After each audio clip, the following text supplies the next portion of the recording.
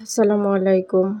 কম সময় নিয়ে কী করে লোভনীয় ডেজার্ট রেসিপি করা যায় সেটাই আজকে করে দেখাবো। আজকে তৈরি করব চিড়ে দিয়ে কাস্টার্ড রেসিপি। ভিডিওটি অবশ্যই শেষ পর্যন্ত দেখবেন এবং যারা আমার চ্যানেলটি সাবস্ক্রাইব করেননি প্লিজ সাবস্ক্রাইব করে নিন।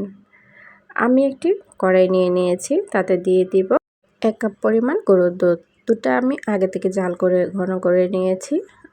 দিয়ে দিব 2 টেবিল চামচ চিনি। আপনারা চিনিটা স্বাদ মতো দিয়ে দিবেন। একটি বাটিতে সামান্য দুধ দিয়ে তাতে দিয়ে দিব 2 টেবিল চামচের মতো কাস্টার্ড পাউডার। আমি এখানে ভ্যানিলা কাস্টার্ড পাউডারটা ব্যবহার করেছি। এখন ভালো করে মিশিয়ে নেব। গরম দুধে কখনো কাস্টার্ড পাউডার দিতে যাবেন না, তাহলে কিন্তু এটা জমে যাবে। আমি ঠান্ডা দুধেই সবগুলো উপকরণ ভালো করে মিশিয়ে নিচ্ছি। চিনিটা গলে যাওয়া পর্যন্ত নাড়তে থাকবো।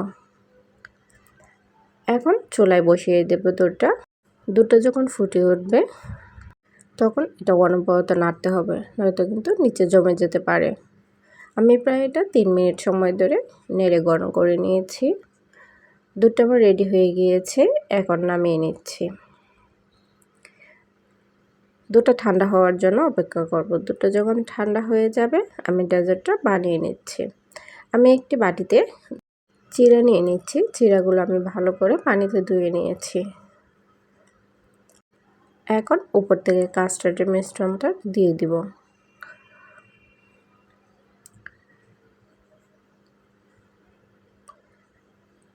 আমি এভাবে করে সবগুলো বানিয়ে নিচ্ছি। আমার প্রায় 3 কাপের মতো হয়েছে। আপনাদের কম বা বেশি হতে পারে। আমি কিছু ফ্রুট কেটে নিয়েছি।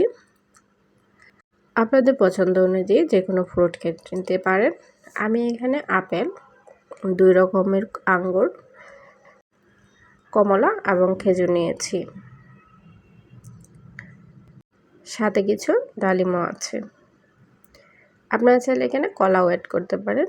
কলা দিলে আরও খেতে অনেক বেশি সুস্বাদু হয়। এখনও যারা আমার চ্যানেলটি সাবস্ক্রাইব করেননি প্লিজ সাবস্ক্রাইব করে নিন। আপনাদের ইফতার কিংবা মেহমান আপ্যায়নে কিন্তু এই ডেজার্টটা রাখতে পারেন। অনায়াসেই সবাই পছন্দ করবে আশা করি। আপনারা একবার হলেও এটা ট্রাই করবেন। তো আমি সবগুলো ফ্রুট এভাবে দিয়ে দিচ্ছি। আমি আবারও বলছি, আমার চ্যানেলটি যারা সাবস্ক্রাইব করেননি প্লিজ সাবস্ক্রাইব করে নিন।